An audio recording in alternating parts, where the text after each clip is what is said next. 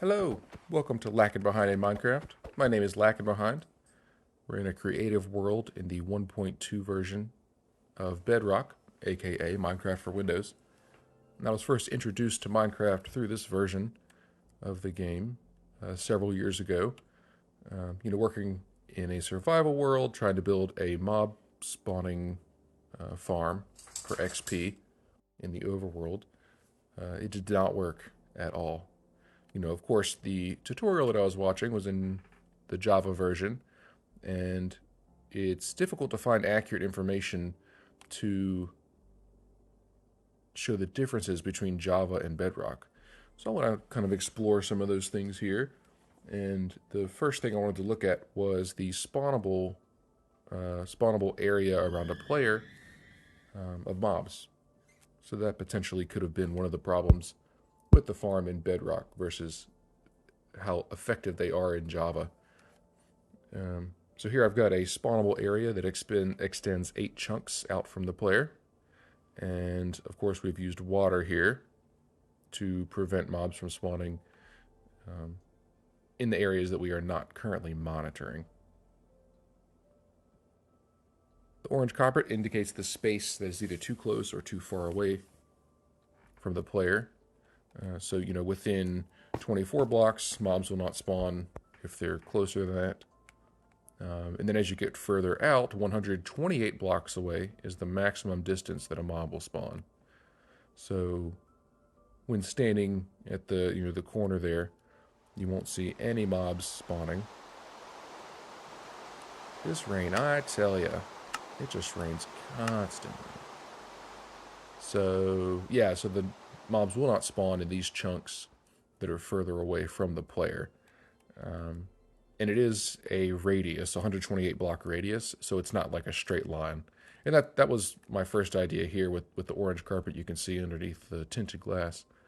It's not a straight line across, because this is 24 blocks, the same that 024 is 24 blocks. So it's more of an oval. I guess a sphere would be more accurate in this 3D world that we're in.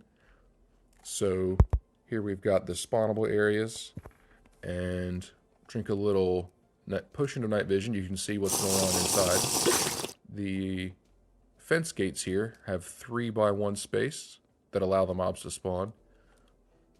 I initially had it as a 1x1, so we could get an exact location and position of where the mobs were spawning. They didn't spawn at all. Not a single mob spawned. And that was pretty interesting because from what I understand from Java, they just need a one block space to spawn. But here it seems like they need more than just 1 block. I'm not really sure. So I expanded everything to make it a 3x1. The work on this was made a lot easier by the clone command. I don't know if everybody has seen that yet, but we'll explore that at another time. It was extremely helpful in changing this from a big 1x1 area into a 3x1 area.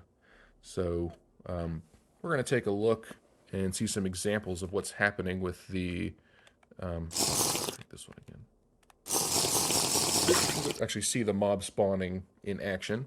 We're going to invite a couch co-op player in to stand at the 0, location for us.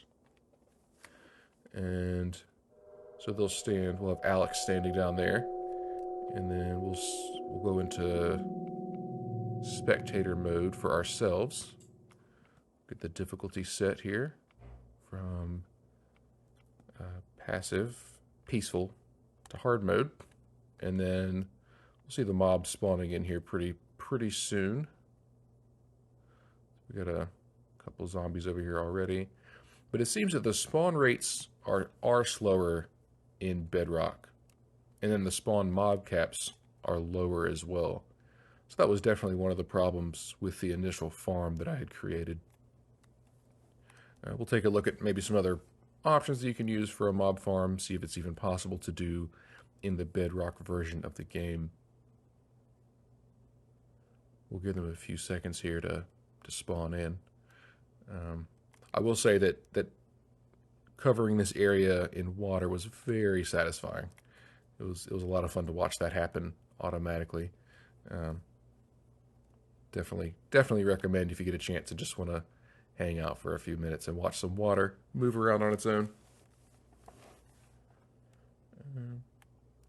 So see the mobs are spawning um, some at the further reaches of the spawn distance. Um,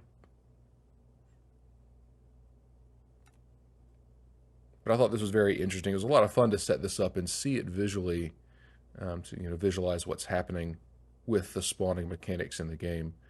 Um, so we'll take a look at some more things in the future. Uh, Let me know in the comments if you have any questions. Um, Thank you for being here. I appreciate taking the time to hang out and hopefully learned a little something today. It'll be fun to get into some more detailed things later. Um, but yeah, thank you so much. I really adore this game. There's so many different ways to play. You can enjoy yourself, being creative if you'd like, technical, just having fun and running around a survival world to explore. Um, it's really just it's a unique experience, and I'd love to share my knowledge adventure with everybody. So thank you for showing up, and we'll see you next time.